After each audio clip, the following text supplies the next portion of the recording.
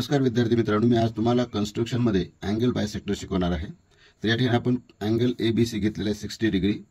तर याचं बायसेक्ट करत असताना हे विदाउट पेन्सिल टोक या वर्टेक्सवर ठेवायचं आणि एक डिस्टन्स घ्यायचं, योग्य डिस्टन्स, आणि या दोन्ही ज्या आर्म आहेत अँगलच्या त्याला छेदायचं, क्रॉस करायचं। आता क्रॉस केल्यानंतर हे जे पॉइंट आहेत या पॉइंटहून अर्ध्यापेक्षा जास्त अंतर घ्यायचं अशा पद्धतीने नियर अबाउट, आणि समोर असं चाप मारायचं।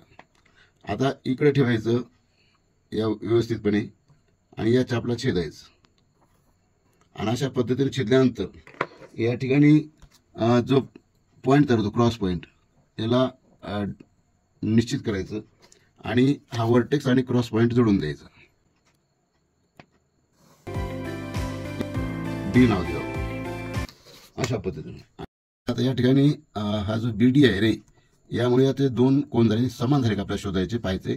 यासाठी आता मोजायचे या डीच्या सहाय्याने। मोजताना हा शिरोबिंदू या वर्टेक्सवर ठेवायचा आणि ही बाजू या एका आर्मवर ठेवायची।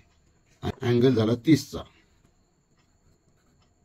आणि ऑटोमॅटिक हा उरलेला देखील काय होतं असं जर मोजलं आपण, हे दोन अँगल 30-30 झाले म्हणून हे दोन्ही इक्वल झाले म्हणून लिहून टाकायचं angle D B C is equal to angle D B A is equal to 30 degree. So,